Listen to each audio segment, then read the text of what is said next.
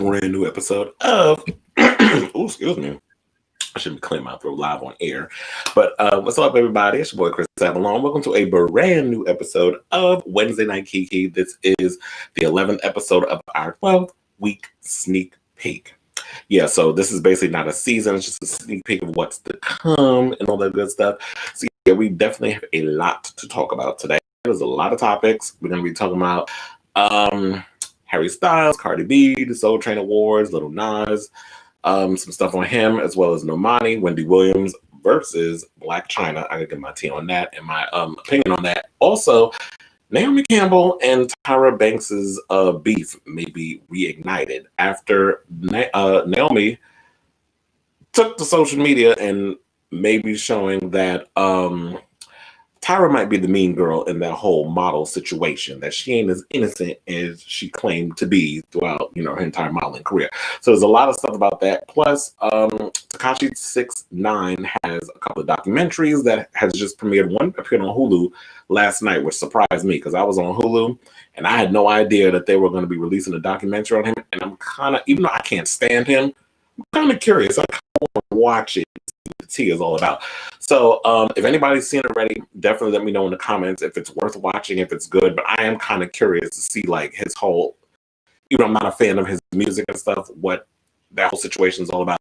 So yeah, there's a lot to talk about. But first, we need to go in on Candace Owens and them dry asses trying to come for Harry Styles over his magazine cover that he just did. So the other day, on Friday the 13th, the 26-year-old, I should say, made history as the first ever solo male to appear on the cover of Vogue. And what I loved over it is that he was dressed in a kilt, designed by Comme des Garçons. And then he also had on like a deconstructed Victorian number that was created by Harris Reed. But I also love that on the cover he was dressed in a gown. Like, I just love the fact when men can play around with different looks and things of that nature. And I don't know why people tend to think that whenever people wear clothes that it determines how much of a man you are, what your sexual orientation is, and that sort of thing. So, of course, this bitch, who clearly has not gotten enough hugs at home, I guess her parents didn't tell her that they loved her as much.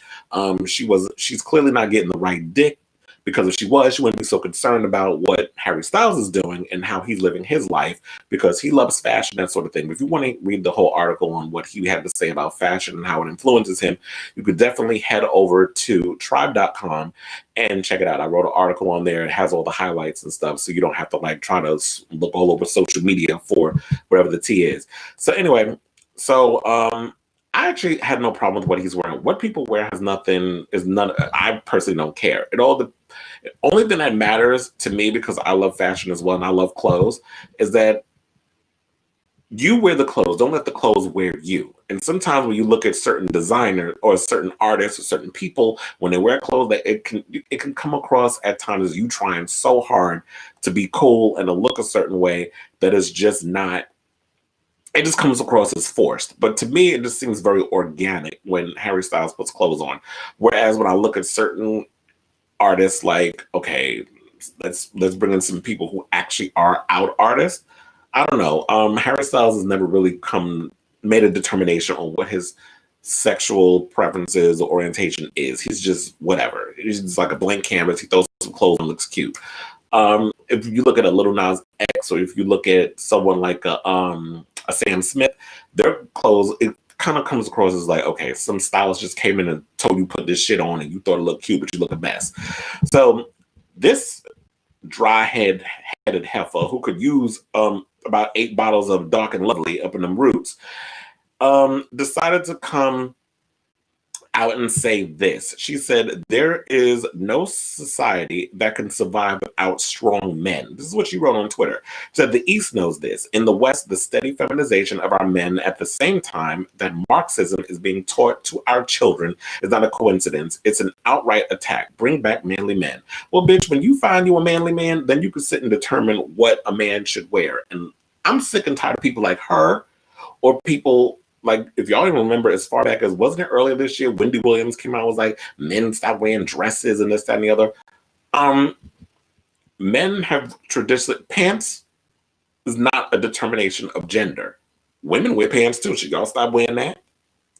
So when people come out and sit and say that because of your gender that you should wear this and a guy should wear this, that does not determine your gender. Gender and sexual orientation, two different things. And regardless of the fact, you should be able to wear whatever the fuck you want without somebody criticizing you. I have a lot of male friends who are gender fluid in the way they dress, and they look good wearing it. So if it's not bothering you, why the fuck do you care? But I get it. She needs the attention. You know, her saying these controversial things gives her clicks and likes, and people pay attention to it, and people drag her, which is what happened. And she should have known that was going to come and happen to her.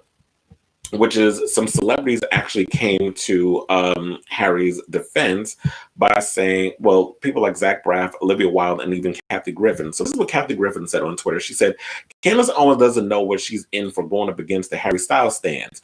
Braff pointed out that while why the term manly can be problematic for some guys, and he wound up saying, our whole lives, boys and men were told we need to be manly. Life is short. Be whatever the fuck you want to be. And that's basically what I have to say on that.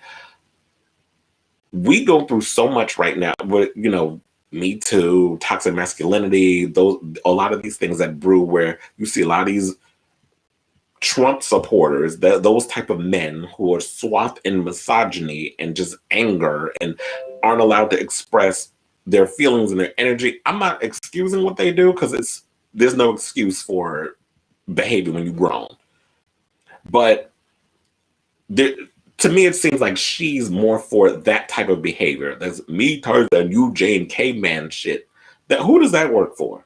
So if she's married, I wonder if her husband is a lot like whatever she is, you know, wearing whatever she's trying to put out there. Like I've said many a times ago in this conversation, what you wear.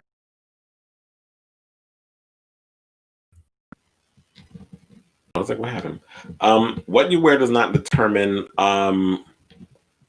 who you are and how you feel and that sort of thing. So, fuck you, bitch. Worry about yourself. And Harry, continue to do you. Continue to wear whatever the fuck you want to wear because this bitch don't pay your bills. She doesn't put food on the table and she doesn't put those Comme des Garçons outfits on your back. She can't even probably spell the word Comme des Garçons. Well, actually, it's 3 words, but you know what I mean. Okay, so moving right along. Congratulations are in order to my girl Cardi B, who has been selected to be Billboard's Woman of the Year. So congratulations to her on that. She's not the only one that's been nominated as well. I believe Jennifer Lopez, Dua Lipa, and a couple of other people have been nominated as well. They're funny. I had no idea that, and this is the funny thing, like I'm noticing, sidebar, before we get to this topic, a lot of award shows are popping up, and I haven't really been seeing a lot of promotion on this stuff. Like, I didn't even know tomorrow the Latin Billboard Awards was on until I was in the laundromat doing my laundry, and it was on, I think it was on Univision, and they actually announced it. So I might actually watch it tomorrow.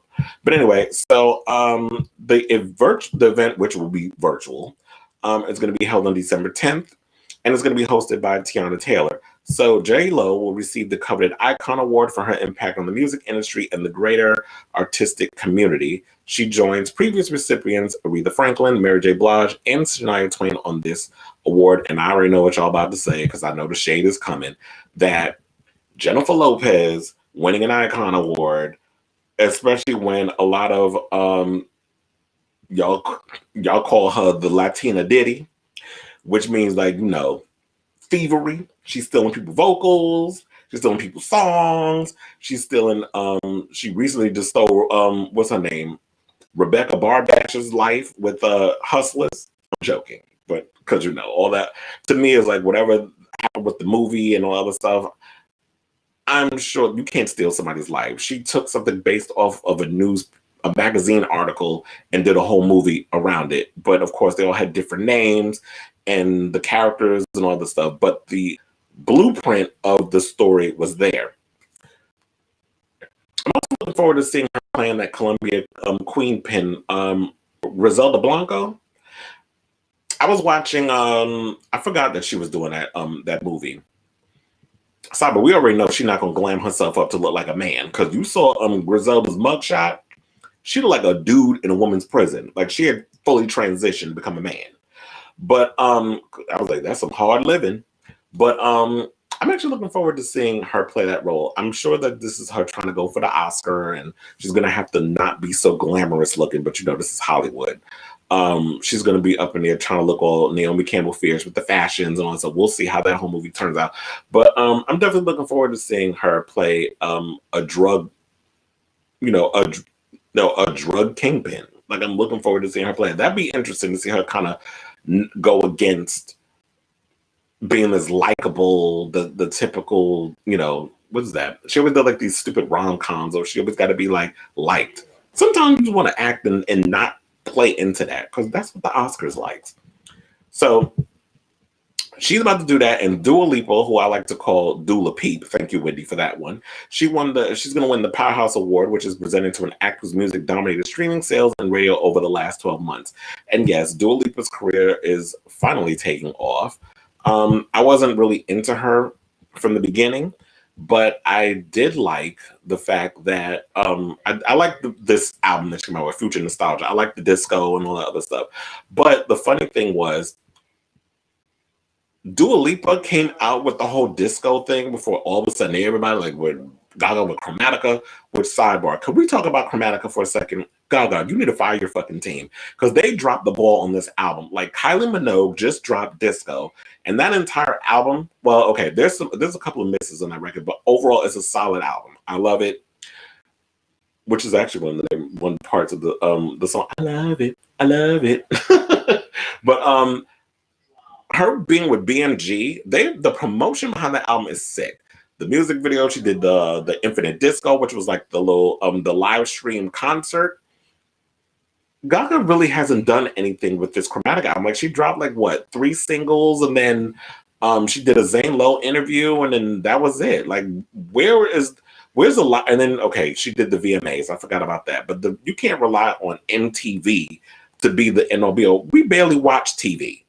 So when I watched the VMAs, oh yeah, I did watch it on. I think I have Philo, so I recorded it and I watched it later on. But nobody's watching television like that anymore. So I really feel like the rollout for that album could have been way better. There's been a lot of people who've been dropping dance records.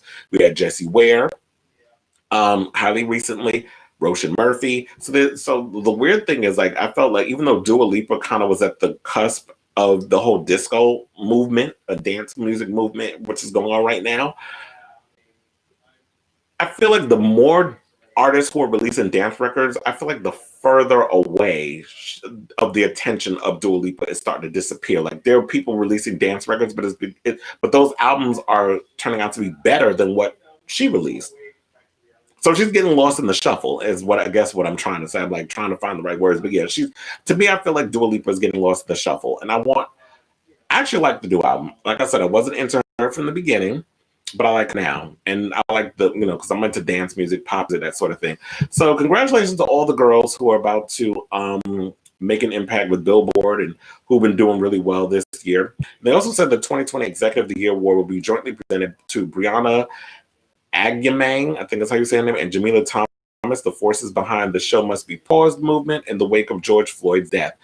It also said Chloe and Halle will receive the Rising Star Award. Y'all sleeping on Chloe and Halle. I love them. And Dolly Parton is this year's Hitmaker Award honoree, which recognizes a songwriter whose songs have impacted culture in a significant way. And whether you love or want to admit it or not, I do agree that Dolly Parton is an icon who has written a lot of music. Remember, I Will Always Love, that was like a hit for Whitney Houston. That is a Dolly Parton song. So the fact that she's getting recognized for her contribution to music, in my opinion, is long overdue. So congratulations to all the ladies. Speaking of honorees, I'm going to give a huge shout out to my girl Monica, who's been named the recipient of the Lady of Soul honor at the forthcoming Soul Train Awards. Now, I know a lot of people like to throw shade at the Soul Train Awards or whatever the case is, but here's the reality. I said, what's going on?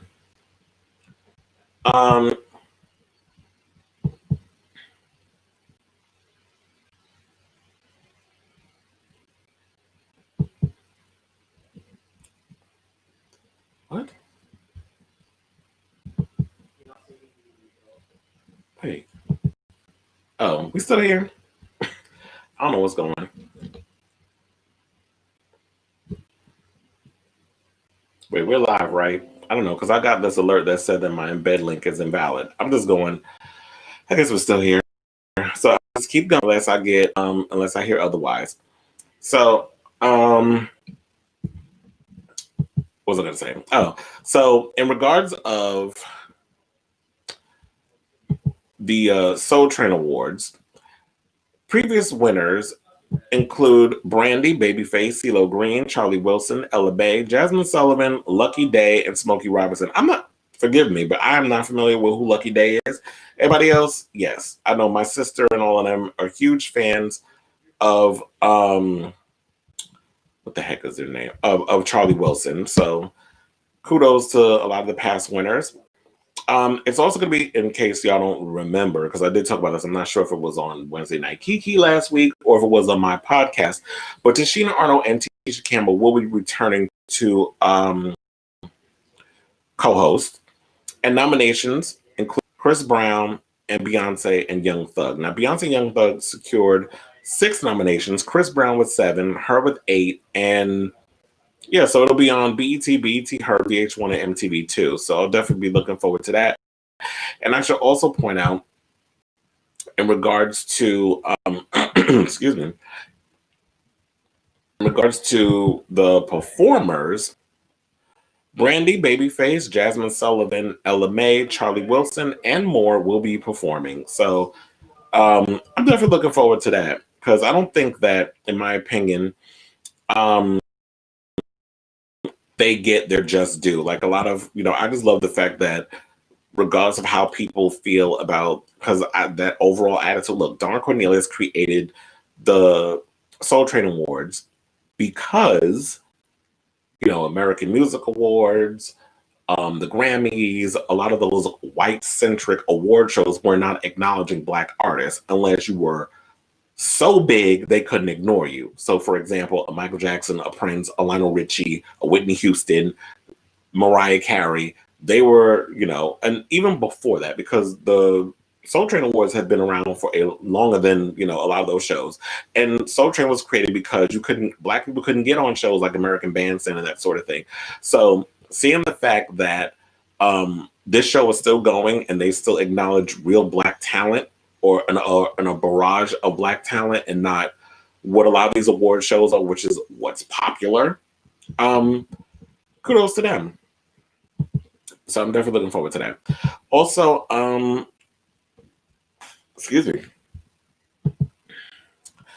Moving right along from the Soul Train Awards, darling. So I have this Lil Nas X article. Like he released a song the other day called Holiday. And the video looked pretty expensive. As far as the song goes, it's all right. Like, to me, I'm going to be honest. I like the idea of Lil Nas X. I like the fact that he had Old Town Road, big success, whatever the case is. But to me, I feel like his music is not taking me to the level where I need it to go for me to be a hardcore fan.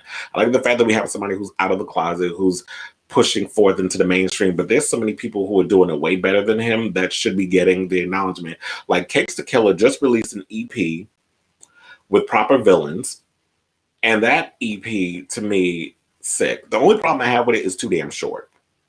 It's literally 6 tracks, but it's 2 interludes and 4 full songs of house music. So if you like people like Azalea Banks or that type of vibe where it's like someone rapping over house music, definitely check that.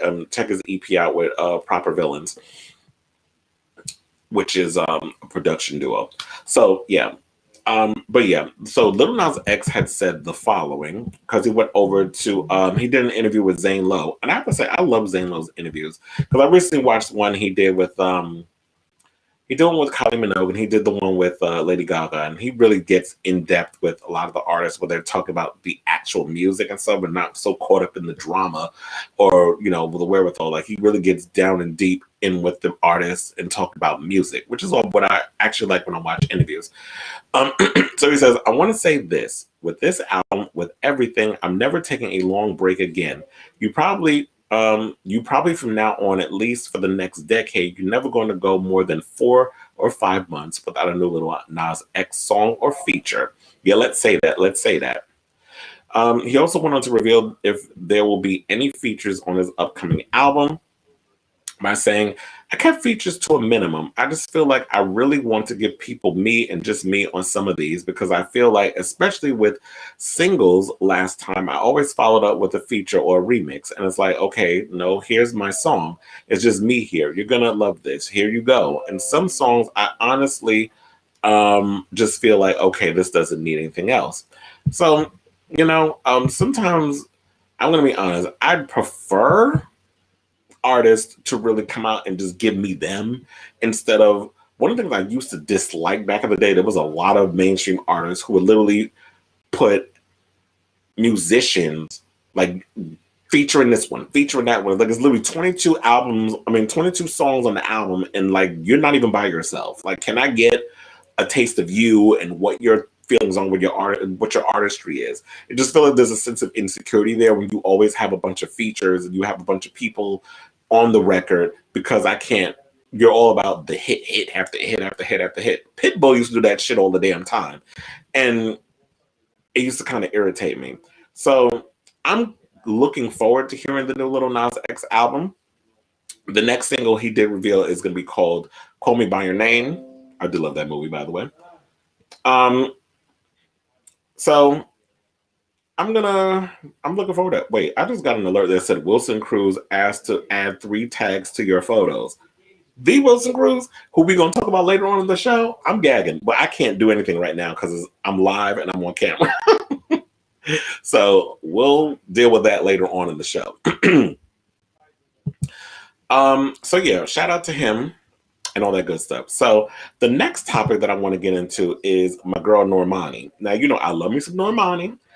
I don't remember them other girls' names that was in Fifth Harmony. Y'all know I don't care about Camila Cabring and her fake ass relationship with that closeted homosexual that she's in a relationship with, that I think is doing a duet with Justin Bieber, which that song is probably going to be as whack as some other Justin Bieber songs that he put out.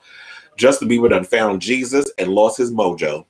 Shout out to the good man upstairs. Shout out to the Lord. I love spirituality and all that good stuff, but the music is suffering. But I think Justin Bieber had been turned out so much in this industry, he had to go to Jesus to get whatever. But if the music is suffering, you need to bring us some people to help you with that. But anyway, so I don't care about Camila Cabral and her dry ass career. The industry keeps trying to put so much on her. But to me, I feel like the real girl that y'all should be paying attention to is Normani. But Normani, after reading this article, you starting to get on my goddamn nerves. And I'm going to tell you why. So she recently opened up in the latest issue of Women's Health and basically talked about feeling excluded in the group. She said it alters the perception you have of yourself. Having certain things happen so blatantly while also feeling like the other and being so young and hearing the public compare us took a toll on my confidence. Now, a lot of the industry played into that, which is why sometimes I be wanting to slap the shit out of some of these media people, because y'all like to go in and pit people against each other instead of it being about the music. And I just heard that, what was her name? One of the girls from, oh my God, just Little Mix, Jessie is taking an extended break because I guess she's dealing with some things that's going on. So I hope it has nothing to, she's not going through the same stuff that, you said cocaine is one hell of a drug. Who are we talking about, Chris Brown? Wait, you must be talking about Justin Bieber. Yeah, I can't get I don't know what's going on. So they're talking about, I'm not getting any of the links and stuff on the side, like in regards to if anybody's commenting. So if there's any comments that pops up in the bottom screen, I'll read it that way. So yes, I'm freestyling off this show because I don't want to refresh. We are live.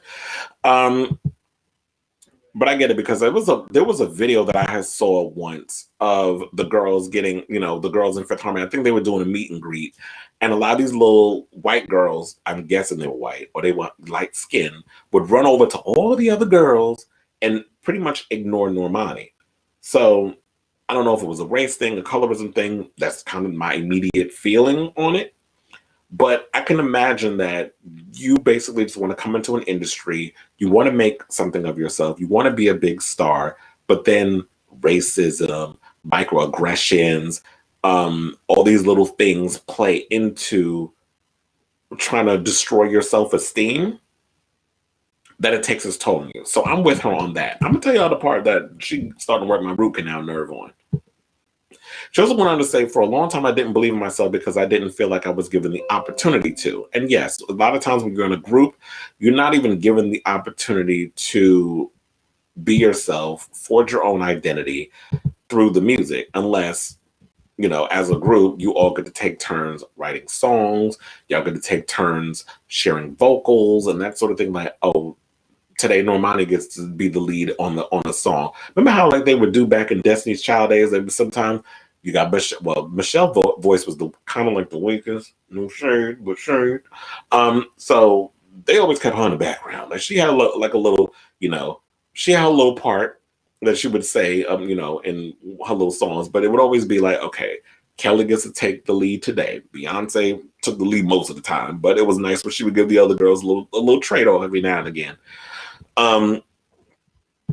So it would be, if they kind of did that, then the girls would then they would be able to forge a personality and identity through these songs. But a lot of times when you have these majors behind you, they don't get to have that opportunity. You are one of the greatest entertainers. You are a representation for an entire generation. You have purpose.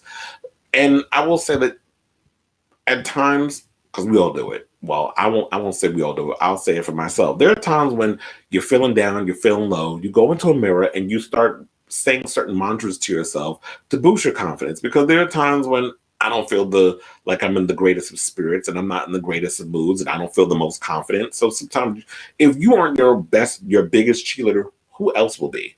I'm not saying be like Kanye and pretty much be, you know, your head so far up your own ass, you know, you can taste what you ate the night before. I'm not saying that you need to kind of be egotistical in that way, but sometimes it's good to give yourself a pep talk.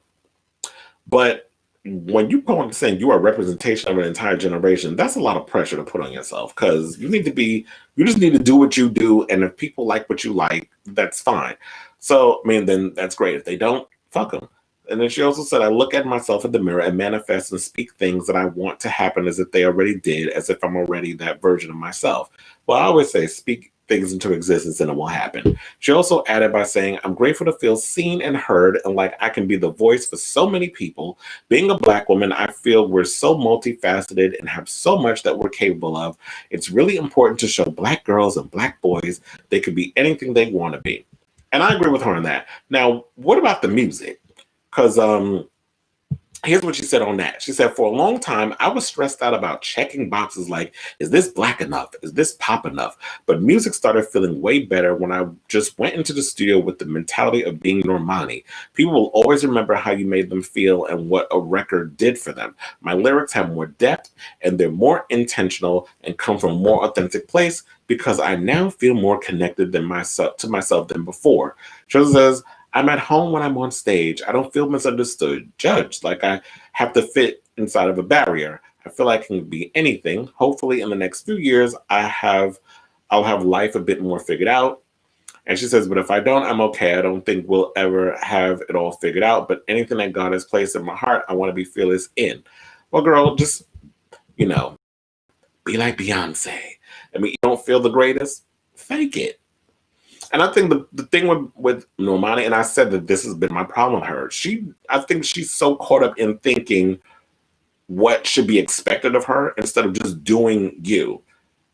Just because you're Black don't necessarily mean you have to do urban music. That's kind of been my issue with Kelly Rowland's solo career. This heifer should have stuck with when she was doing dance music with David Guetta and all these other dance producers.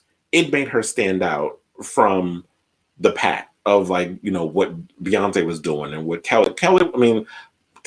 Michelle was doing gospel. So she had her own lane that she was doing in, and she was doing good up in gospel, I think. I mean, I like some of the songs she was putting out. Remember when Jesus said yes, can't nobody say no. And then, you know, Beyonce, you know, we already know about her career, what it is. It's just beyond anything anybody could have ever imagined. And it's like, no need to compare. But Normani needs to figure out what she wants to do as an artist and figure out where she fits in instead of trying to check boxes and worry about it. Just go in, record the music, do what you need to do, and keep it pushing. Stop focusing and worrying about what everybody else is doing and all this other shit. So it is what it proverbially is. And good luck to you. Girl, you need to hurry up and release some damn music, because Motivation, didn't that song come out about a year and a half ago?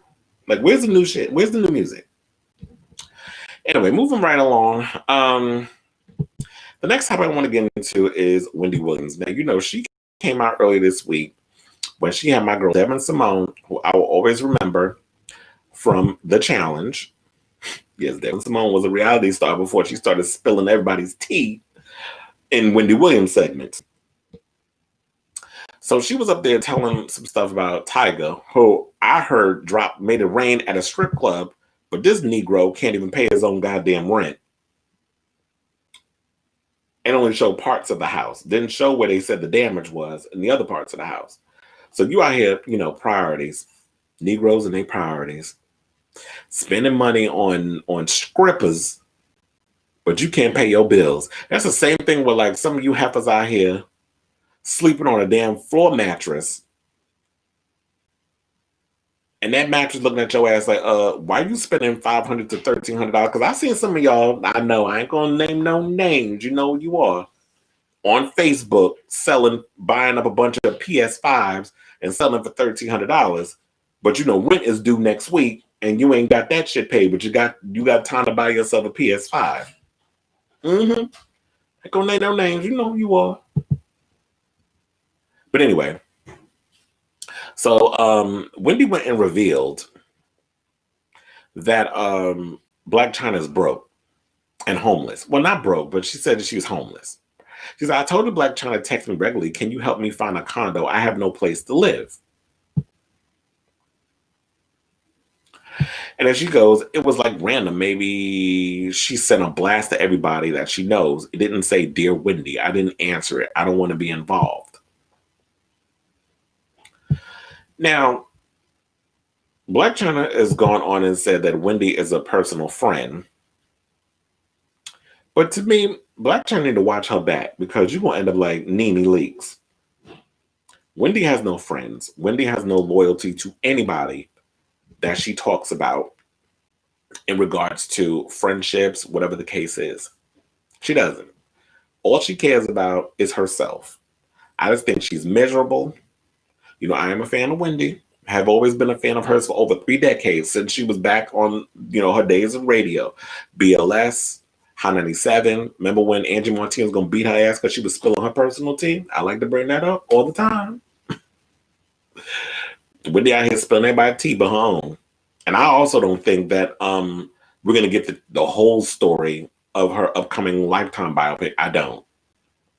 I think we're going to get a Disney-fied version of her life, or stuff we already know about. I don't think we're going to get anything interesting that we're going to learn. And when you need to worry about paying that money out your pocket for your ex-husband's, you know, bastard baby. That's what you need to be focused on, instead of trying to put everybody's tea on blast.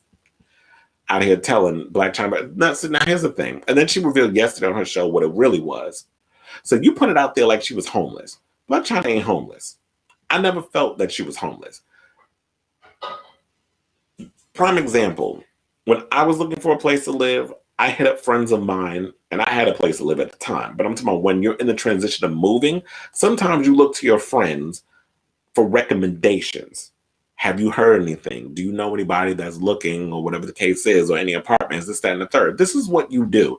Instead of having to go through a realtor, and then you got to pay, you know, the realtor's fee and all this extra money. Sometimes you want to look to your friends, because it's like, okay, I'm moving to New York.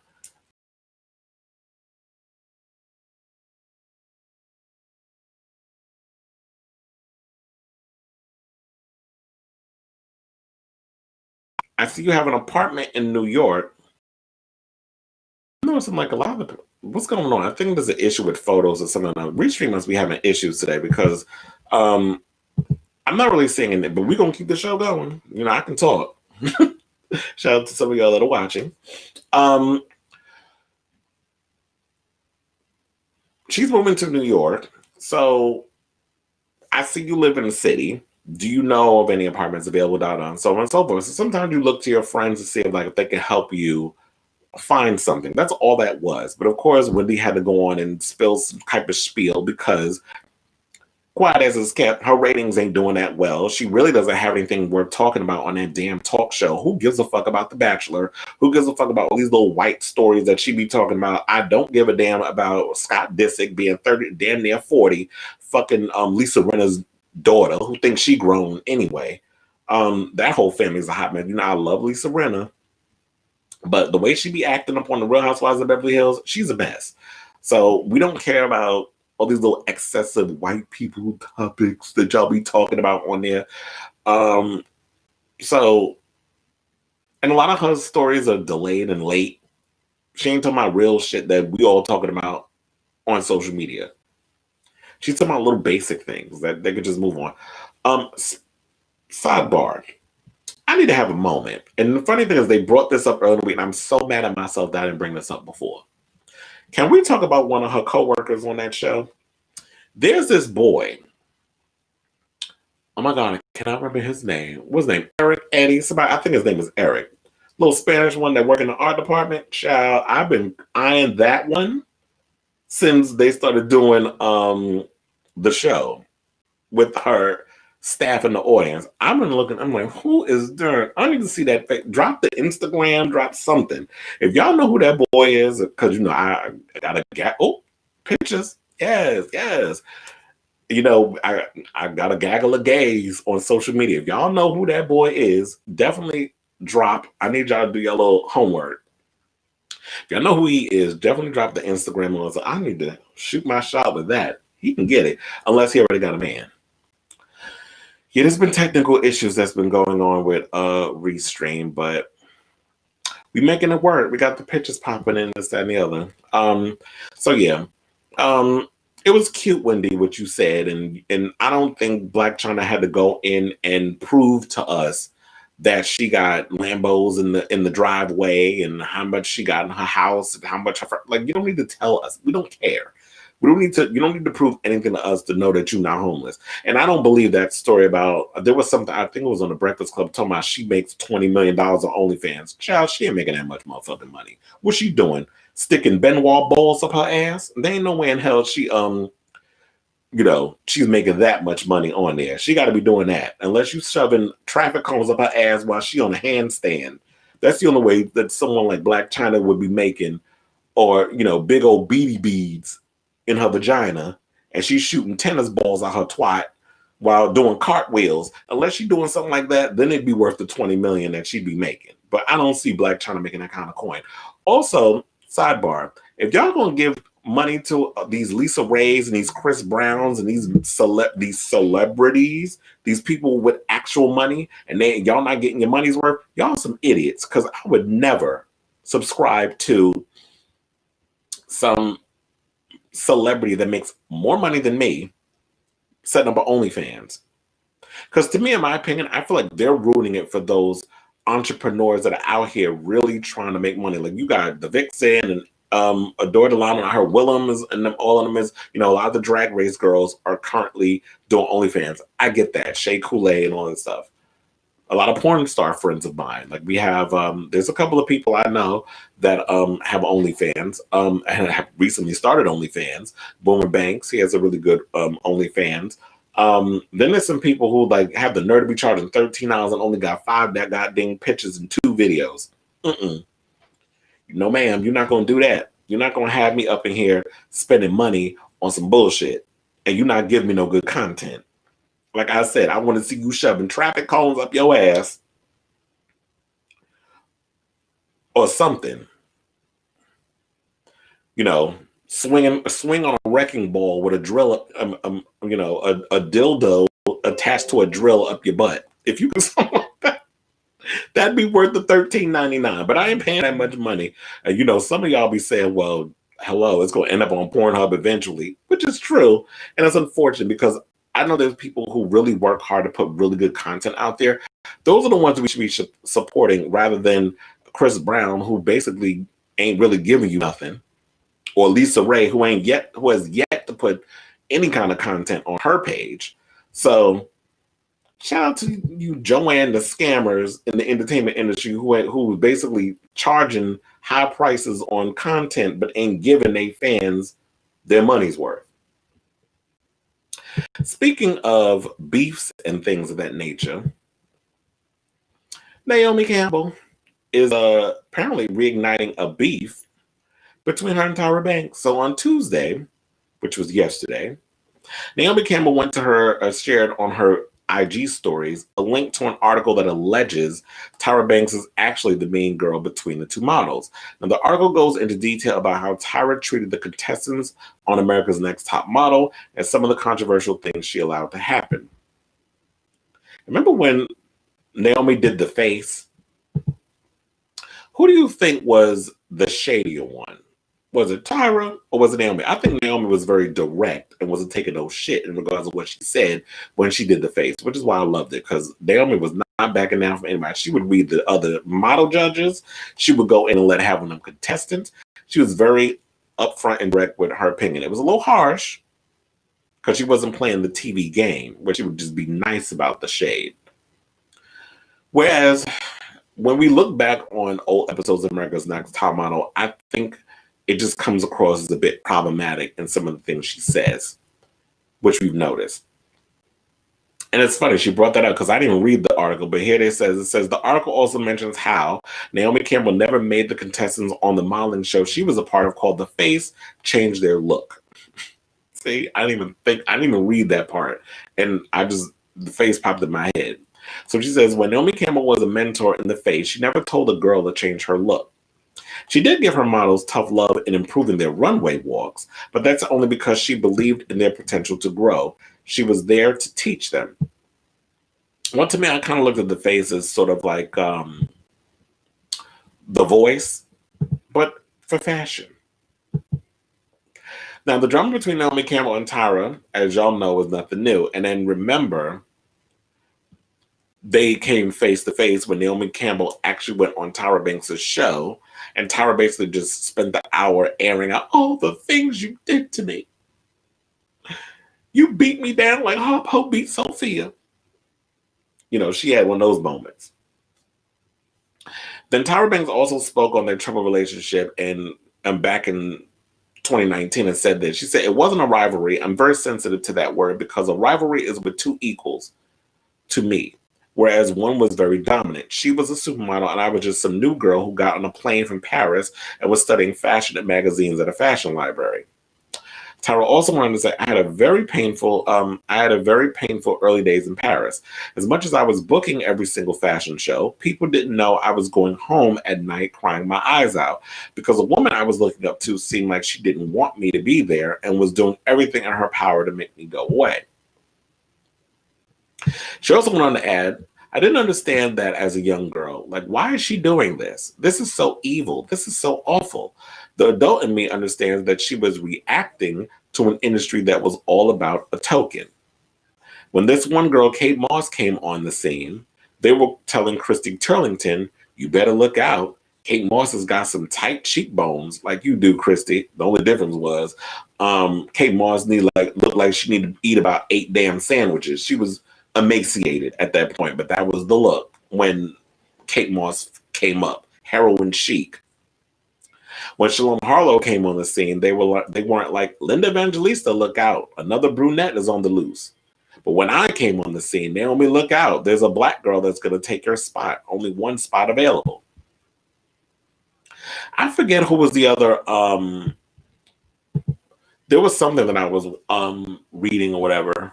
I think it was, it was, I'll bring that up later. Well, I'll bring it up now, but it's because we're going to do a magazine edition where we're going to talk about magazine covers. And Zendaya kind of brought that up, where she was saying, like, the times are changing in regards of, in this industry, there tends to be this thing that only one black person could be a representation of an entire community. That's kind of why I had the problem of Normani saying, you are this girl who's going to stand on the shoulders of an entire generation. No, why are you putting that pressure on yourself? You'll never be able to live up to that. And one Black girl should not be a representation of an entire community. We're not a monolith. People of color are not a monolith. Latinos are not a monolith. Black people aren't a monolith. White people ain't no damn monolith. They love to make sure that they can be individuals all day long. But Black people always have to be, we always have to be lockstep in one being a representation of everybody. We can't have a multitude of people that exist. That's why I love the fact that we can have Issa Rae and what's her name? Lena Waithe and so many other girls who are coming out creating content for people of color to be a representation of different stories. So, there has been this ongoing thing when it comes to fashion and the industry where they like to just have one person be a representation. And yes, there tends to be that sort of thing where it's, oh, well, Naomi Campbell could be the only Black girl to be a representation of the model industry. And, you know, we've read articles recently where Naomi, I think, then we, Eric, if you remember, we did a couple of weeks ago in an episode of Wednesday Night Kiki, where Naomi talked about that she would have conversations with people within the fashion industry about, you know, there should be more representations of Black women and trying to push that forth and stuff. And a lot of time, I guess, when you don't have that power and influence, you could be so full on with the tunnel vision that you're not thinking about everybody else around you. And it would have been nice if Naomi and Tyra could have had a better rapport, a better friendship in regards of, yep, there goes the photo. Thank you for bringing that up. Where they kind of could have came together and Naomi could have been like, you know what, strength in numbers. I'm going to look at this girl and be like, you know what, you ain't going to take my spot, bitch. But I'm going to give you the information and the tools on how to navigate through this industry. To me, that's how, in my opinion, okay, I'll say this. This is what I would do. So if there was somebody who was inspired and wanted to do what I have been doing for almost 20 years, which is celebrity news and gossip in different ways, be it on a blog or having my own blog, having my own website, or even being like what I'm doing right now, which is I'm live on camera and I'm talking and doing, spilling the tea and doing all the hot topics. If there was and I've had people who have gone into my timeline and have asked me, oh, well, I want to do a podcast and I want to do this, but what should I talk about? And I always give the advice of, you know what? What is it that you are the most passionate about that you could really put a lot of your energy in? If you're good at talking about, so for example, gays and wrestling, create a podcast. That's the passion. That's the hook. That doesn't exist. Other people aren't doing that. So talk about that, which is what EJ does with DTA Podcast. Or so many other people where I've had people who, he wasn't the one that came up to me with the question.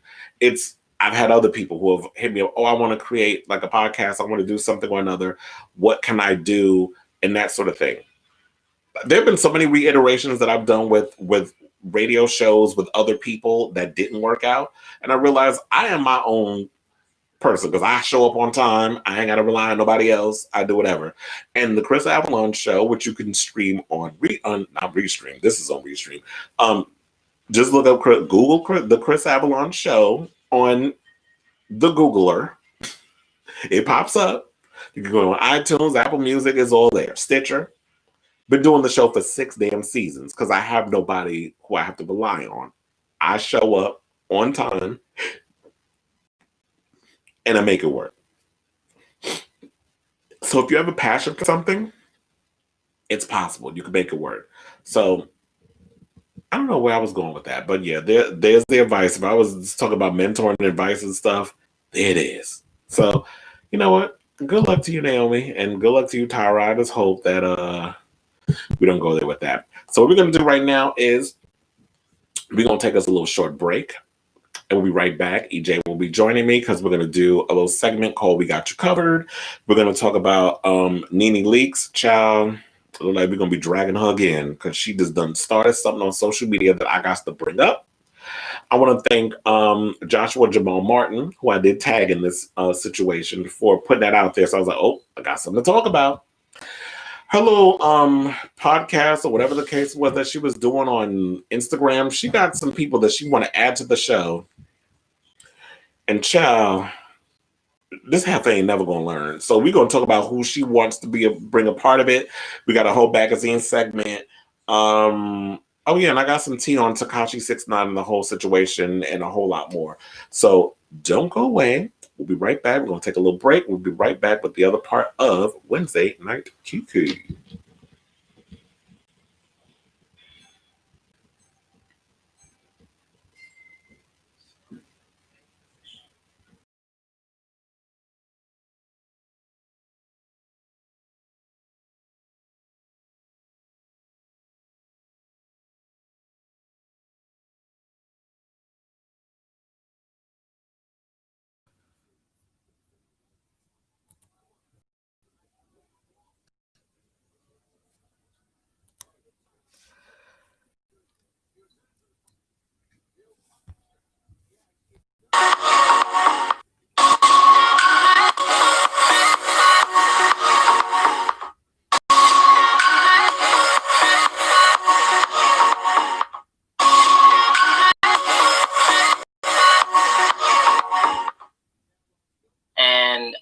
I found some other stuff, but this right here was another video that explains, where she's at with it. Like, she keeps trying to. She's like Joe Biden, okay? She knows that outside the melting pot is brewing, and she's telling everyone, guys, calm down. And I think we have to listen to it at the same time, still protect her. That's what people really want, to just protect her. Like you said, he's been a conservator forever, it feels like, and I think it's time. Yeah,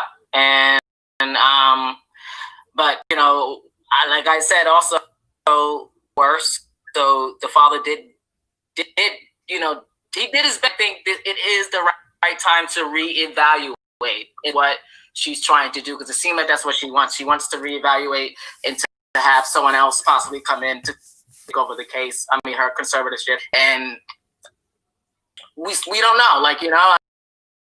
This is where we're regulating, but she was in public restrooms, but we saw the paparazzi pictures, and that's all we know. We don't know everything else. Like, I'm sure there's stories of so I think that the family's trying to protect her, but like I said, I do think this is a lot about and Britney is trying to keep the peace, and the fans. Britney, she's a cash. No shade, but she is a cash cow, and when a lot of parents invest in their children becoming famous from the age of 4 on up, and that's all they know, and the child literally becomes the breadwinner, and y'all are living off of the child's income. We've seen this story time and time again, up, down, and sideways, and we don't know what it is. I would read stories about how Britney would have issues with, she was fired, and then her father, going through all this other stuff. And I understand her siblings are even taking part in her whole conservatorship, and so, including her sister. So I don't know what's going on. We really don't know what's going on. I don't know. We already know this is an ugly business. The record industry are a bunch of goddamn vultures. They're going to try to make as much money off this girl as they can. And she probably feels like the only way she can control the narrative is to perform. She's not going to perform. She's not going to put out any music videos. She's not going to put out a record. But quiet as it's kept, Britney, even when Britney was performing, she wasn't really giving real performances. Like, she wasn't giving us those iconic moments, like her with the snake around her neck during "I'm a Slave," back when she was at the VMAs.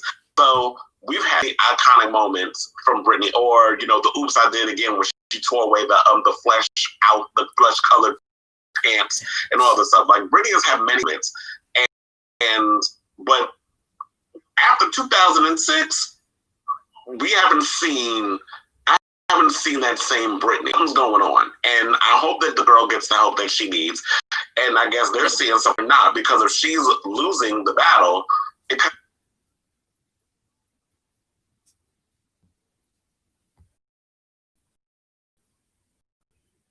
we're not, because if she's losing battle, it kind of makes you wonder that we don't know what's going on. Okay, she is not. We're not voting in her favor. So there's got to be something that's going on. We got to look at it from that standpoint as well. There's always be like, oh, she's a victim. Other stuff. You got someone here, Corey Bell, who says that she burned down a whole gym. She just ain't right.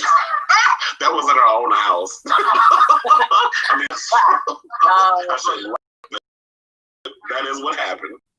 So I got this video here that I found on Search the hashtag. You got it out on social, and this is out the courthouse.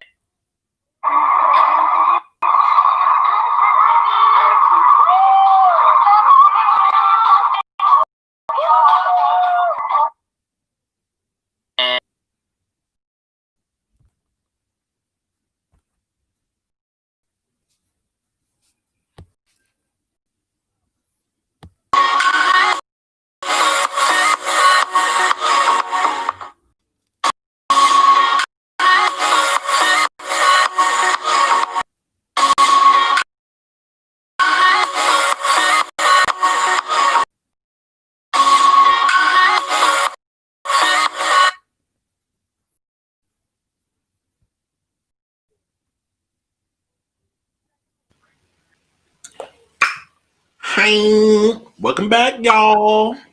Hello. Yeah, I was trying to do RuPaul. Welcome back. That was a cute little break. I was giving y'all a little taste in case y'all didn't see last week's episode where we were giving our opinion on Britney Spears and the whole conservatorship.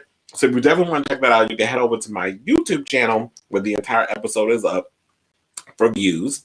So you can definitely check that out. Oh, I want to give a shout out to Lanier Xavier because I was checking messages because apparently we were having technical issues over on Restream and I couldn't read any of the comments that was coming in. So Lanier Xavier went on to write, Wendy and friend should not be included in the same sentence. And I've been saying that shit for years. Like, Wendy is nobody's friend.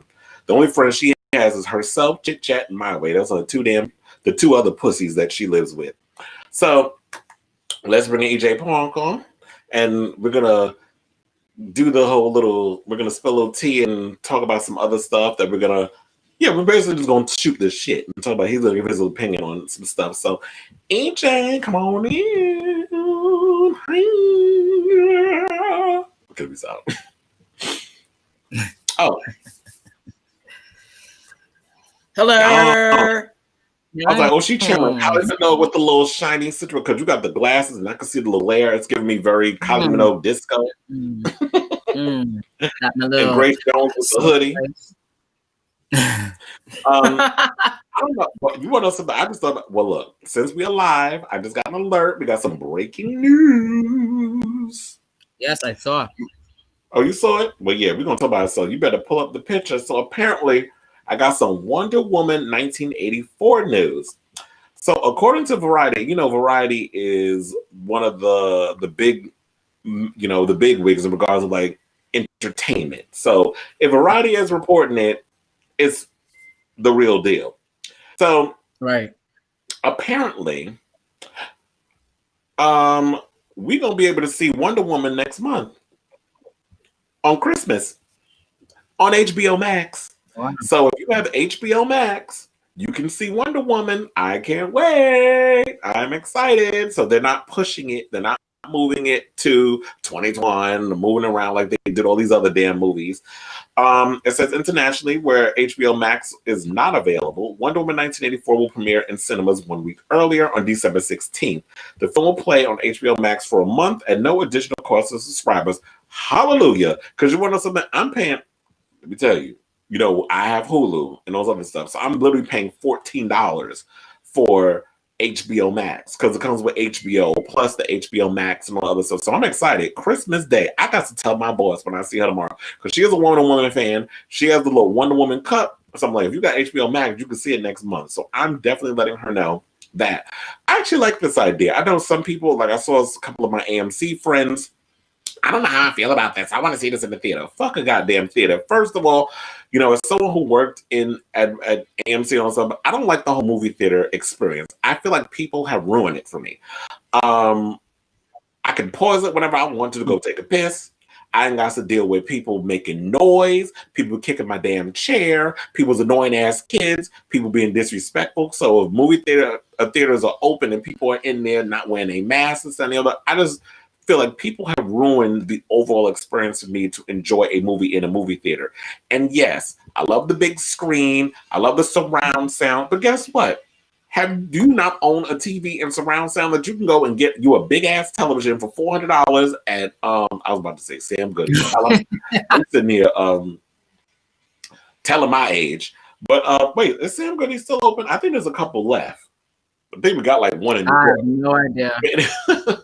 But anyway, you can go to Best Buy and get you a big old TV with surround sound, and you can make your whole movie theater experience in your house. So you don't need to be in a theater and mention the IMAX, because that's what I don't want to see the theater and IMAX and relax reclining chair.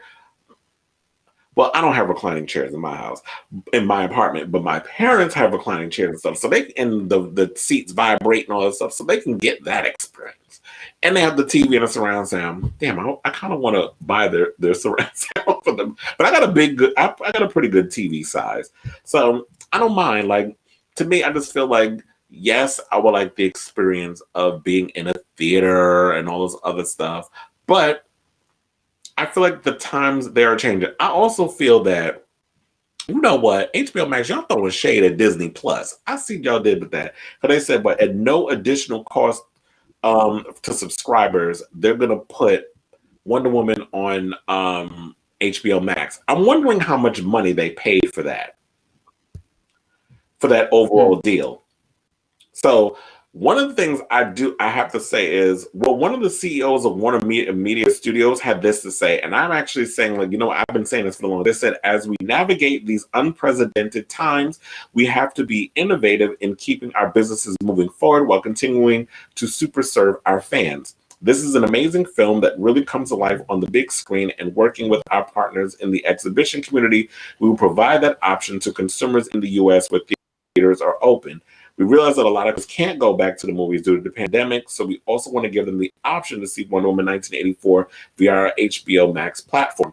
Well, I feel like this is going to be the future until this cure comes along, that they need to figure out how to still operate while theaters aren't open, because New York and LA are the main staples in where premieres happen, celebrities come in and do events. When I worked for AMC, we used to do big premieres all the time where celebrities would come in and we had to do the whole red carpet and all of the stuff. Like, we've had many premieres at theaters. They can't do that now. And New York and LA are the main places, because LA is where all the movie studios are. New York is where we do a lot of media and a lot of business. We're the media capital.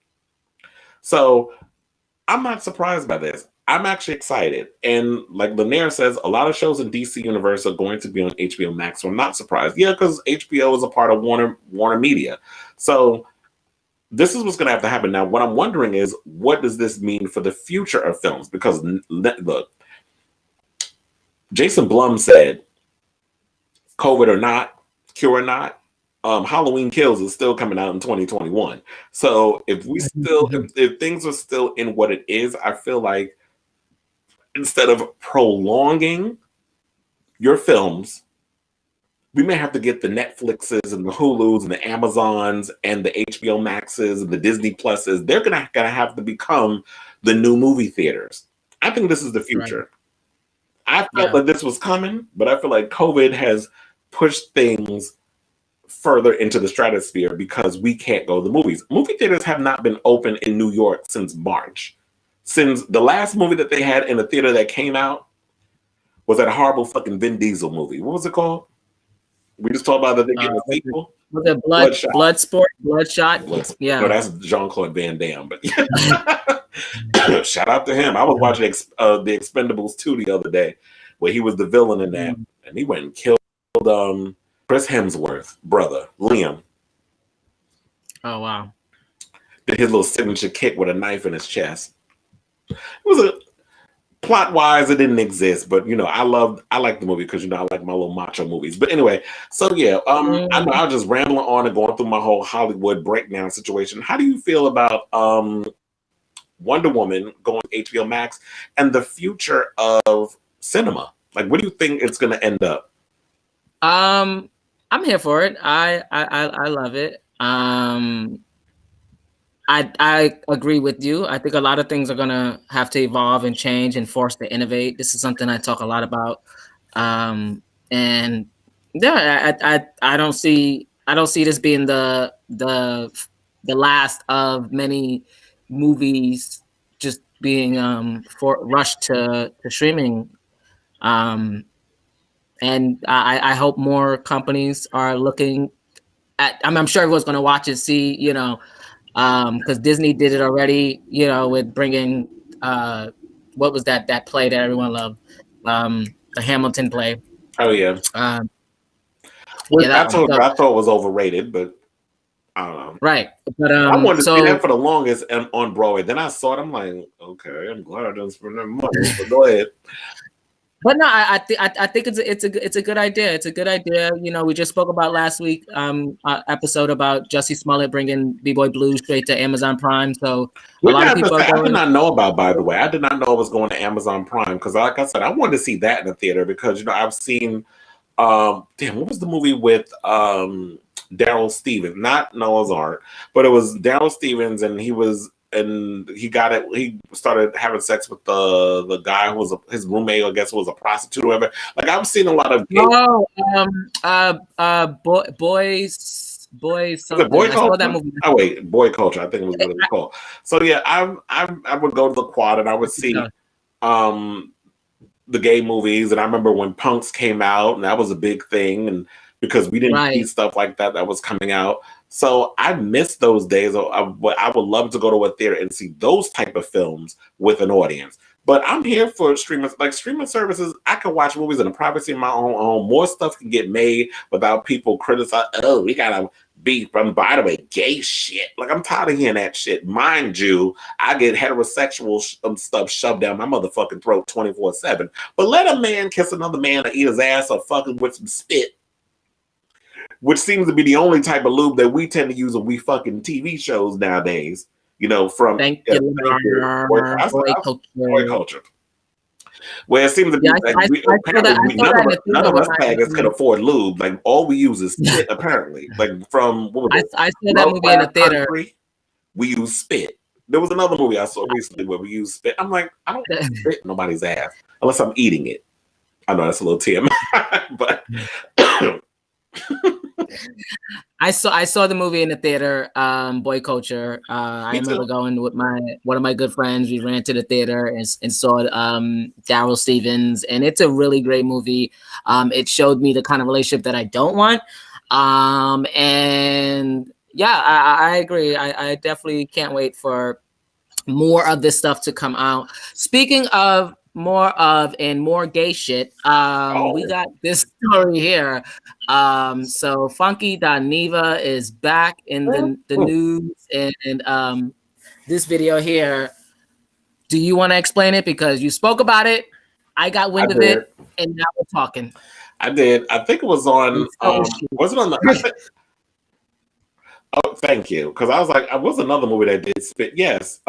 Heath Ledger spit in what the hell is that boy name? Jake Gyllenhaal's ass. Child, I would love to do more than spit in Jake Gyllenhaal's ass, by the way. But Heath Ledger spit his ass. First of all, now you know damn well a good homosexual, we do not spit nobody ass and fuck you in after you just ate a can of beans. There ain't no hell we doing that. But that's a whole nother conversation. Angley is not apparently is not gay, so he don't know nothing about. Okay, if you eating Taco Bell, White Castle, or beans, we are not fucking you. Shout out to you bottoms. But anyway, so back to this topic. I think it was on the podcast that I talked about this. I don't remember because I do so many shows, I get the shows confused. So I believe most likely it was on a podcast. So last week I brought up that Funky Dineva did a roundtable talk with Claudia Jordan. So it was Funky Dineva, Gary with the T, who does oh my god, he's like a gay commentator. He does the show with DeBrat and Ricky Smiley and all of them. Dish Nation. I don't know why I couldn't think of that damn name. So Gary with the T from Dish Nation, and then you had Al You Doing Reynolds, Star Jones' ex-husband. So they did a little roundtable talk about NeNe Leakes and the fact that she uses gay people as props to prop her up. She ain't the only one. Tamar Braxton does it. Jennifer Williams for Basketball Wives. There's a lot of you black women out here who like to use as gays as accessories. I'm even gonna go as far as to say it ain't just black women. Erica Jane does that shit too. So a lot of y'all like to use us as props for your show. Kenya Moore did it too when she had what that white queen not white, light skinned queen with the hazel eyes. She had him on there too. But anyway, so she put together, Claudia Jordan put together this panel of gays, intellectual gays, I should say, something couldn't put together on her tight ass one-off show that she was trying to do on the internet. Claudia Jordan managed to do what NeNe couldn't and bring these gaggle of gays together to really talk some stuff. So Funky Dineva went off on her and people felt that he was a little too harsh. I don't think so. I don't think he was harsh enough, but I want y'all to watch this clip and see what y'all think, and we'll sound off after Dineva sounds off. So roll that clip. It seems like that seems to be like the formula. It's the formula. Like, okay, I gotta get fabulous, I gotta get my lashes, I gotta get my body done, and now let me get my gay bestie to put the cherry on top of it. And here's the thing that's bothersome for me. You're not even going and getting guys of your caliber or on your level. You're going and getting minions to prop you up and make you feel good about yourself. I'm always leery, especially with these black female reality TV people who keep these young gay guys around them who can't shop where they shop, eat where they eat, live where they live, and drive what they drive. What does a 50-something-year-old woman have in common with a 21-year-old sissy? Not a damn thing. And you know what I'm saying? And they're sitting around, and it's so funny because had she kept some guys of a certain stature around her, a Gary or an Al, we'd have told her, don't post that. But they so happy in the room and be around her. Yes, NeNe, yes, girl, yes. And it's gassing her up, and she thinking she's doing something, and looking a whole fool in these streets. Them and her. And now that she caught the backlash that she caught for doing that, I'm sure she won't be calling them anymore. They're done. When I saw that, I've always wanted to do a show with men, with men that are very, very opinionated and got their finger on the pulse. And I feel like you all are mature, got it going on. I'm really friends with y'all. It's not a caricature. I'm not playing y'all. You're not getting exploited. I feel like that representation of men need to be on television where it's not like playing it to a stereotype. We're having conversations and it's not, this ain't a gimmick about yes. We're not doing that just to be doing it. You know what bothered me was after my video, because she did a response video, and granted she didn't call my name, but she hit every bullet point that I did in my video. And when I talked about her appropriating the gays and using them, her comeback was, well, the gays are the biggest part of my fan base. Why wouldn't I do something for the gays? Well, baby, you weren't doing nothing for the gays. Number one, we didn't ask you for that. Number two, we don't need it. And number three, how are you doing something for us when it is centered around you? You see what I'm saying? Doing something for the gays would have been EPing something, putting some money up, and propping those boys up front and center. You were using those boys as props to prop you up and be your yes people and to co-sign your yes and read. And it's ridiculous. It's faggotry. It's pageantry. It's clownery. It's circusry. It's foolishness at its finest. I don't think he dragged her enough. But you want to know something? Everything Dineva said in that is fact and is what I've been saying for the longest. For a long time, I'm sick and tired of look. And I know a lot of women be like, but y'all be taking stuff from us too. No, we don't. Who am I taking shit from? Reading, shade, drag her, read her, like certain things. A lot of our phrases that comes from us. That comes from the Black, gay, and trans community. That comes from the ballroom community. A lot of the phrases y'all use. So you hang around us. You take a lot of our words, tea, shade. Those come from us too. Hello, that goes further back to the days of Paris is Burning. And so for her to sit there and say, "Well, yes, why wouldn't I incorporate gays into the show?" You could incorporate gays. You could do a show with gay people. I've been saying for the longest, we need a show like The View. First of all, The Real is tired. I don't know anybody who still watches The Talk. More girls come revolving through that door than, a meet up bitch in a whorehouse. That just 7-Eleven, people coming in and out, so on and so forth. I don't know what it is with The Talk, but they can never keep nobody on that damn show. But gays are entertaining, but I'm not going to get up on camera and then, yes, me. Like, I'm not doing all that extra. Like, you see how she doing the facial expressions and the hand gestures. All of that is not necessary. Just go on camera and be yourself. The minute you start acting fake, the minute you start trying to be on this extra character, and there was another thing too that bothered me with this video. She kept at the camera. Stop looking at the camera. Just sit on a panel with your people who have something interesting to say and is not there to private, because it felt like these young people were looking at it as an opportunity of like, yes, NeNe is here. We're with this icon in reality television. So us being around her is going to elevate us and take us to the next level, and we're going to be able to do a interesting talk show with her. That's what I'm sure they were looking at. This is an opportunity for them to gain more views and to go viral and to gain more, followers on Instagram, which is why a lot of people who are personalities, they do these type of shows so they can get that traction. But NeNe wasn't thinking about it in that contest. She wanted somebody that was lower than her on the totem pole, that she could be above, and her be the be all end all, and it makes her look good. Except this show was a mess. You didn't have, you should have had like bullet points. Like, look at this. This right here, I got notes. This is for the show. I have my little side notes. I have my little windows open with the topics I'm going to talk about. I do a pre-show beforehand before we go live where I'm talking to EJ. We're like, okay, this is what we're going to talk about. I need pictures for this. I need this video clip, this, that, and the third. And I'm producing a show and putting stuff together as you're watching it now. So it's not just some shit that child, this is not some shit I'm just going to throw up there and just wing it and hope that, okay, they'll be entertained. This is a full-on production. There's a lot that goes into putting a show together to make it look effortless.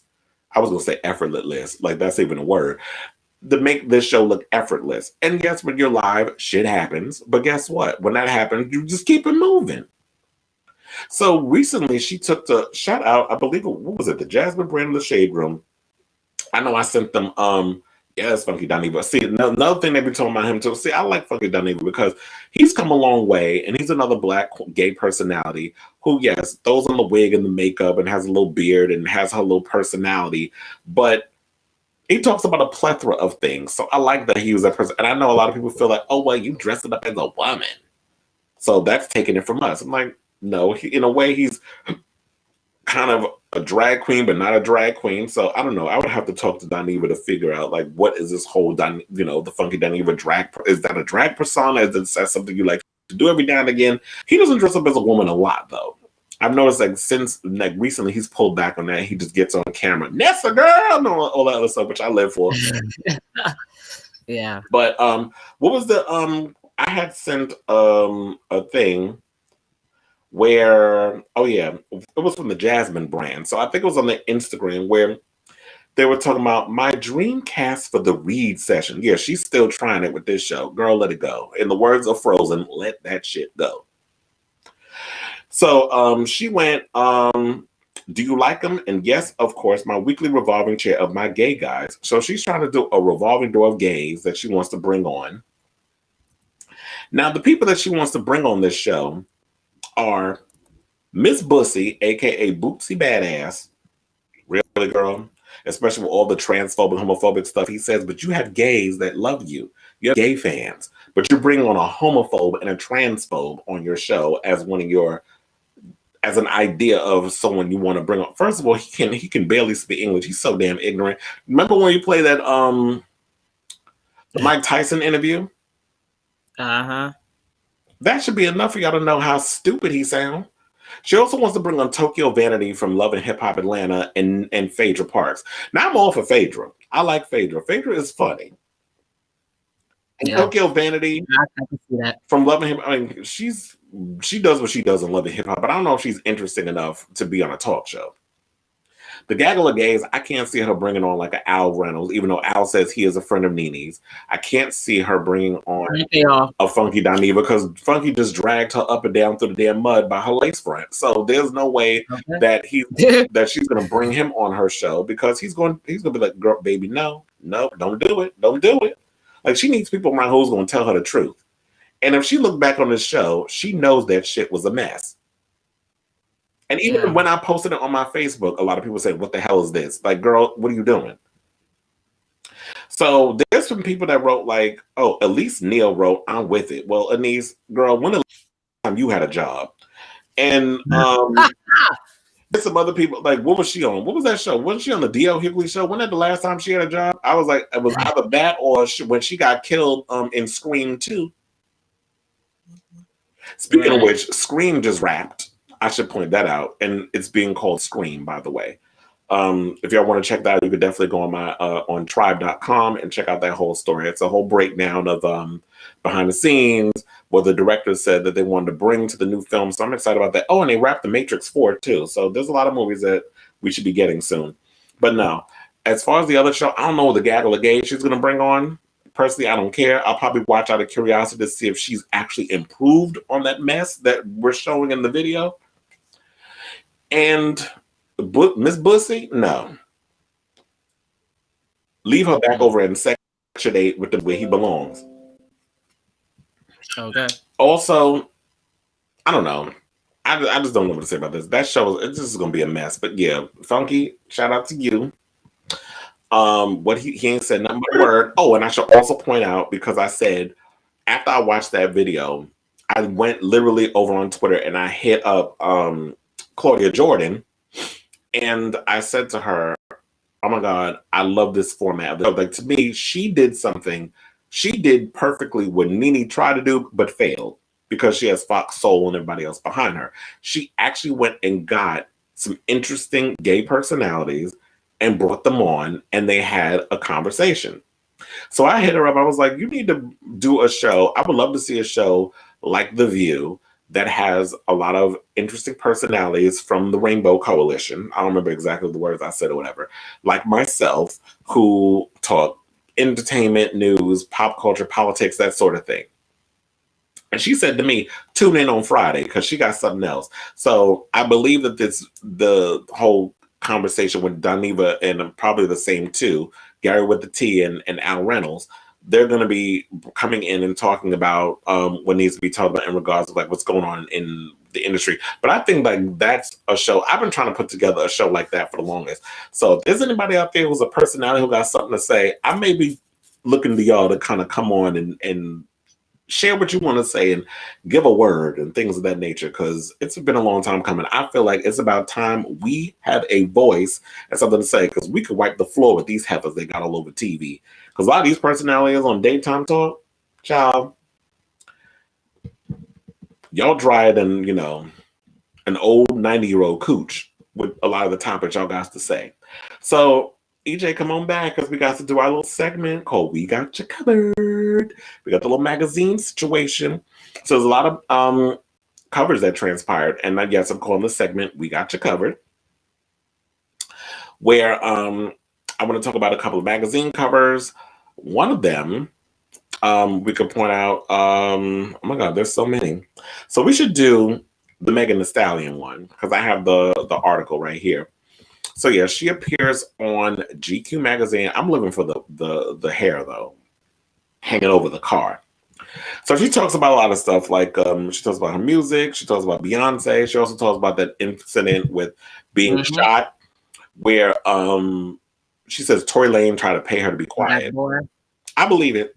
There's no reason for her to lie. Like, I feel like she's kept a lot of what happened under wraps for so long, and Tory kept throwing her under the bus, and his team kept trying to discredit her, make her look like a fool. And she's like, you know what? Enough is enough. I'm just gonna come out and tell the tea.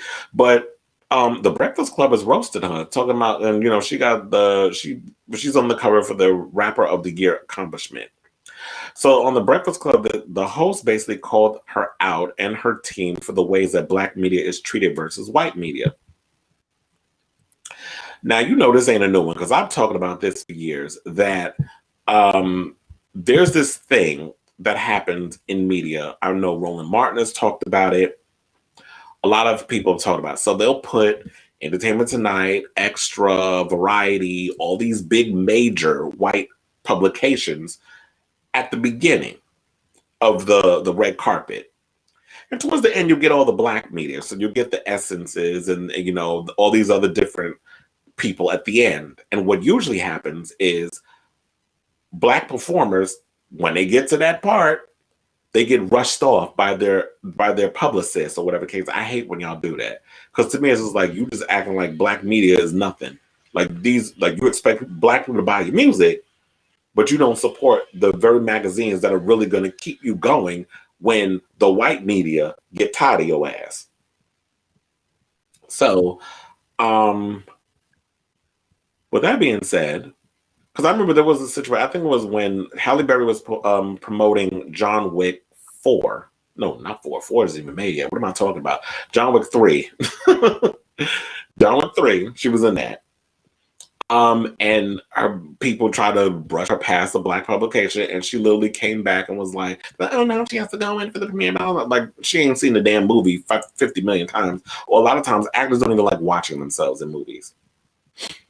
So Halle Berry went and she came back and she talked to them about the film and her character and that sort of thing. And it's getting to a point where it's time that the People magazine,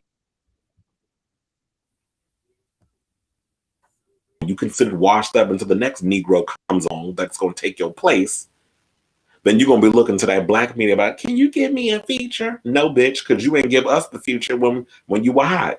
So fuck you. That's what I would have said. So DJ Envy said this. He says, you know what? I think it's crazy because when she does white publications, she's able to talk about everything that she wants to talk about. But when she goes to the Black press and Black publications, there's a list that the label sends out that, you know, don't ask her about this. Don't ask her. Don't talk about that. But we're the ones that support her and hold her down and play her music and talk about all the good things that she does and go through all that stuff. It's just weird when they do that. Which is true, because I noticed, like, when Black publications, we actually go in and discuss the things that the white media won't touch on. Mm-hmm. But of course, white people can ask you this question and it's, you know, whatever. They don't give a damn. They're not even listening to your damn music. We know they're not. They're only interested in you because you're hot at the moment, because you collaborated with Beyonce, because you collaborated with Cardi B, because you collaborated with Nicki Minaj. So when you start collaborating with these major artists, and then of course the shooting incident, you're interesting to them. So then Charlamagne went on to say, salute to Meg, wish you the best on your debut album, which comes out on Friday, by the way. It's called Good News. Good news, but you know, I just don't like when artists go to white publications and spill their guts, but when they come to the Black media outlets, they want us. They have a long laundry list of things not to talk about. Angela Yee's beige ass decided to add a different perspective. Many times an artist is unaware of the talking points that a media outlet is denied to ask. So you think they so damn clueless they don't know what these people behind the scenes is telling us? She goes, now we also don't know that sometimes if it's the artist sending that list out or if it's the label and representation saying that.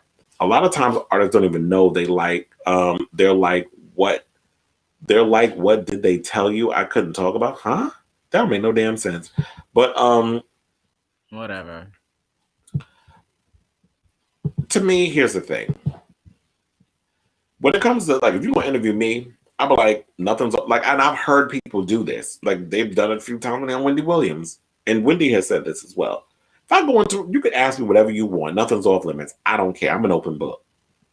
I know some people are shy in that way or whatever, but if there are things that's going on, I don't get like, why are you doing an interview and I can't ask you no damn questions? So to me, that's stupid. I don't know. Do you have anything to add to this whole thing? But like I said, I do get sick and tired of the fact that people tend to uphold the major magazines and publications as the pinnacle, but then look down on their own people when they're at the top, not realizing that you don't last at the top forever. One day, I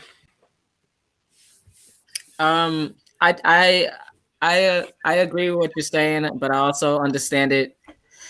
Why they why they choose to do those things, because of sometimes you have the black blogs, the black companies, and the Breakfast Club is not a safe space for someone like Megan to be at. She is a victim of abuse, and Charlemagne is a alleged abuser, and they're not fair to black women, and I think it has a lot to do with that. And Tory Lanez is running his mouth, and she just got to keep working. And until there are fair and balanced black media, but predominantly the ones that go viral, the ones that get the most virality and attention, and everyone likes the Breakfast Club for a reason. Like, they don't like it because it's the place to go and get good vibes and spiritual healing. It's the place to go to get the donkey of the day and whatever Charlamagne's trying to preach to everyone, because now he's a black activist all of a sudden, but yet he demeans women. We'll say black activist. Right. To keep things, like to mismatch things or do mashups of words. I think, like I said, I think she's just protecting herself. I think this is a good look for her publicist, but there are people who do, and it depends on who they're represented by. Megan, I don't think she's doing this on a sense of like F black media, but just specifically that show, we see what they do to Angela Yee. Like, we see what they do. We see how misogynistic and homophobic the show is. So I think she did a good thing. She's still getting work, and there's other black media outlets to go to. She could take it to Oprah, somewhere, a safe space. She doesn't need them. They need her. That's true. But I will say this. There have been times when I've watched some interviews where they've had some people who are in, like Jamila Hill, and they've had different political figures in the black community who have appeared on the show, and they've had some pretty insightful conversations. But then there are some people that I will agree they will have that are controversial that they've had on the show. They recently interviewed 50 Cent. I was like, I'm not even engaging in that bullshit.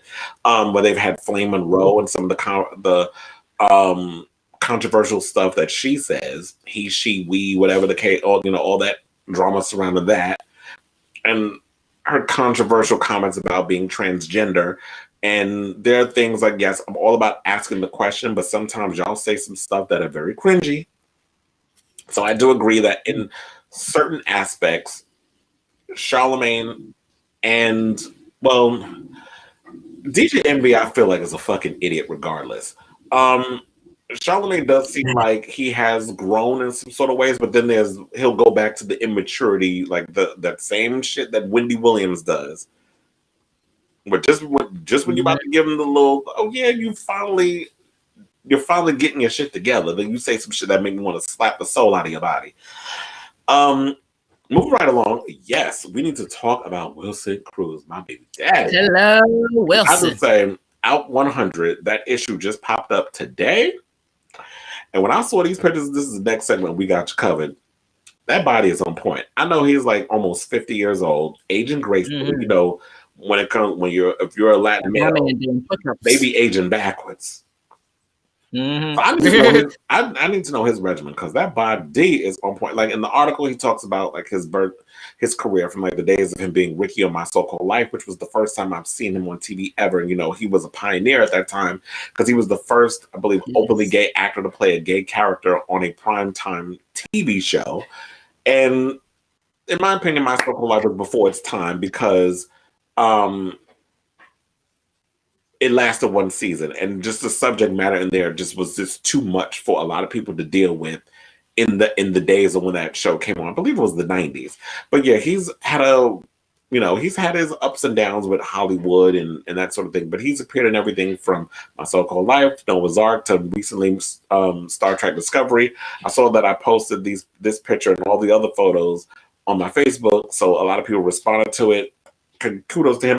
I also believe Janelle Monáe is another one who made the Out 100 cover, and Joe Mantello, who directed the stage play revival and the Netflix film of The Boys in the Band.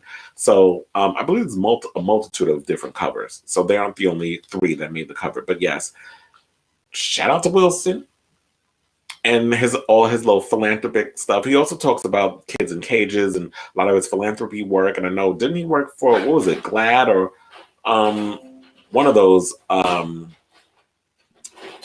gay, oh my God, I was going to say publications. GLAAD is not a publication. Or gay organizations. He's had I believe he worked with GLAAD, didn't he? I can't remember. But I think it's HRC. Oh, it was Human Rights Campaign. I know it was one of them. I think so, yeah. I think it was HRC. But yeah, shout out to him. And any thoughts you have before we move on to my other husband, Michael B. Jordan? Right. I want to talk about Bakari. No, you didn't call him by his middle name. Well, it's all right. I saw what they said on The View today, watching The View and talking about. I didn't see today's episode. What did they say?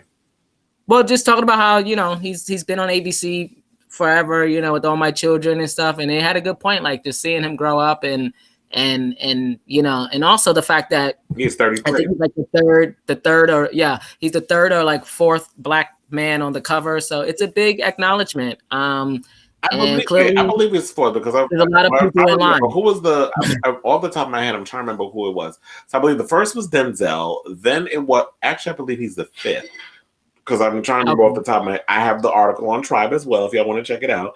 I believe the first was Denzel, second was Dwayne Johnson, third was Idris Elba, and the fourth was the fourth was John Legend. So he is the fifth, but he is the youngest person under the age of 40 to make the cover, which I think is ridiculous. That in 35 years of the People's Sexiest Man Alive issue, the only 5 Black men have been on the cover. Can we get some other people on there too? Like, can we get some Latinos? Can we get some men who are of Arab descent? Can we get some Indian Americans? Like, can y'all really like spruce it up? Like the whole lack of diversity, not just in People magazine, but just in Hollywood in general. It just baffles me. But shout out to him. And Whoopi, stop referring to him as a little kid. He's a grown man. He's 33. Because I heard she did that too. I read the timeline. Oh yeah, she did that. That irked me all day. And Sarah, get it together, Sarah. With her? I don't know. You trying to have a place. Because remember when he was on All My Children, where he got his start, and then he was on The Wire, and then Friday Night Lights. And we've seen his career progress then. So he's come a long way. Yes, he did. And on to the next cover. Right. I just love what he does too for Hollywood as well. He does a lot of inclusivity work for more people of color, more diversity in Hollywood, and that's important. Yeah, what's that? The inclusion writer that he was talking about that he's been pushing for in regards of a diverse group of people working not only on camera but behind the scenes as well. And I believe, I'm not mistaken, I've heard rumors that he is set to make his directorial debut with Creed 3.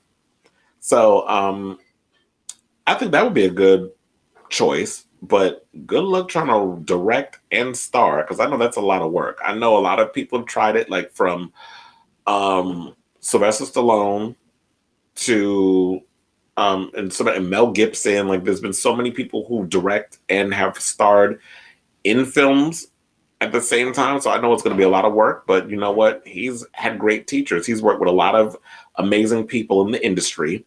You know, he's worked with a lot of great directors from, you know, Ryan Coogler on down. So I'm sure he's pretty much knows his way around a camera, and he's been studying, and he knows how to, like, being on a set. I will say this, like, you can go to college till the cows come home, and I went to film school, all this stuff. But until you get on an actual set and you're around the cameras and the lights and all of the stuff, you see where everything goes and the boom mic and how to set up your lights and make sure your audio is good and you have your shot list and all this other stuff. Until you learn all that, when you're in it, that's where the real education begins. You can learn all that shit in school, but once you're on a set, you're pretty much set. Because I like being hands-on and learning from that way. But do we have the Zendaya Essence cover? I definitely want to show y'all that one.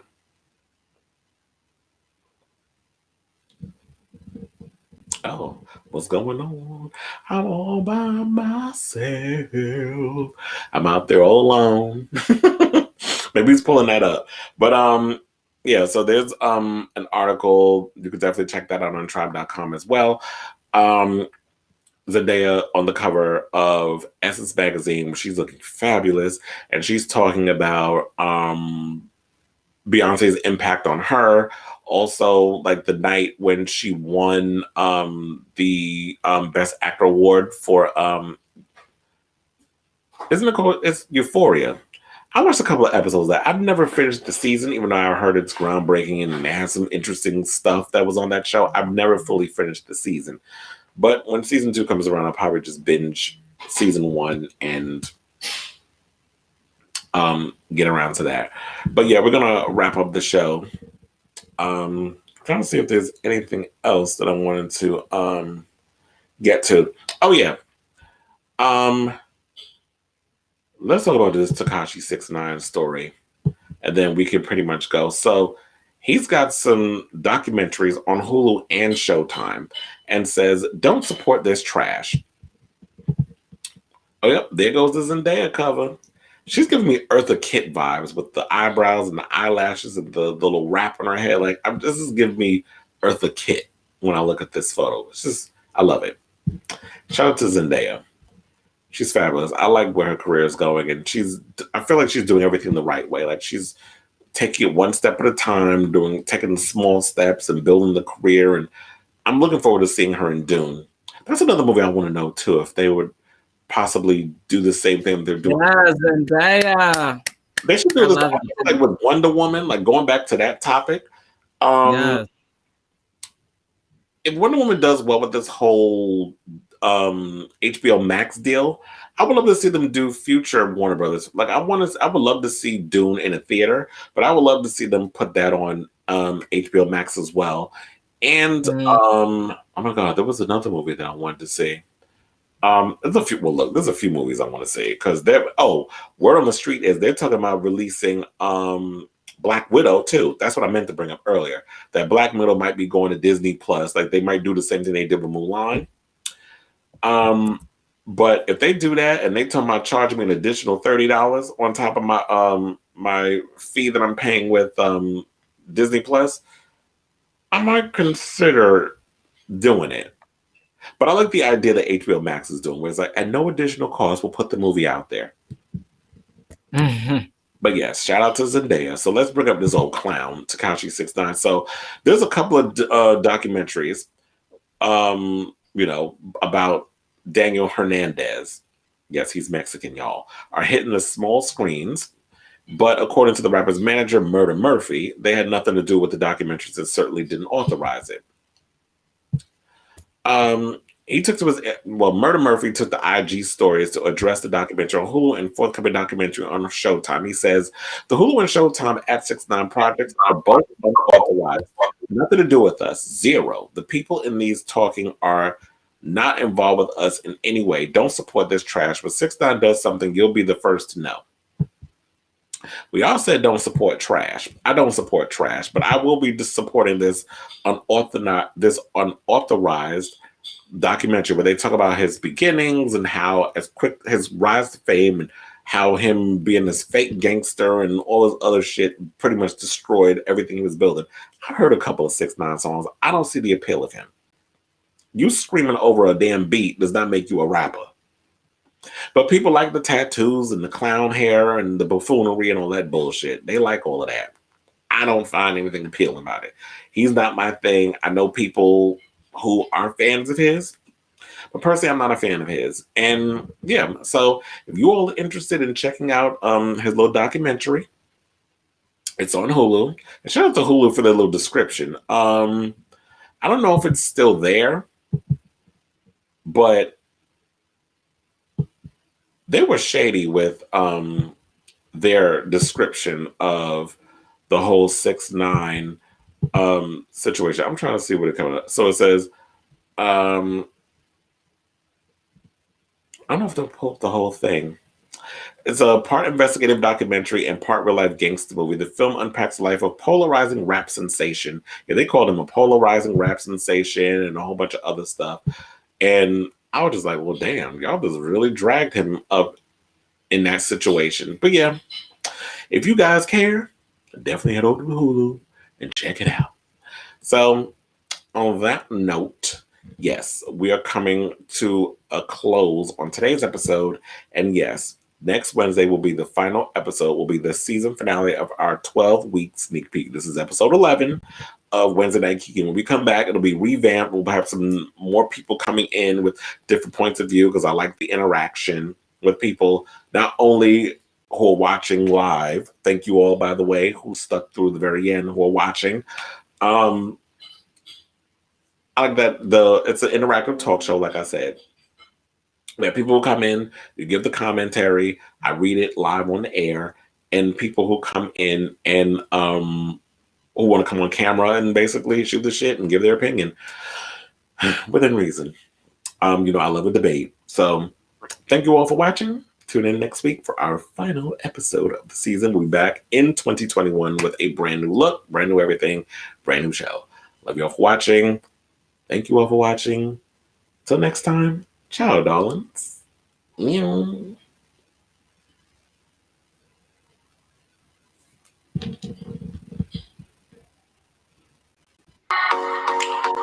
See you guys.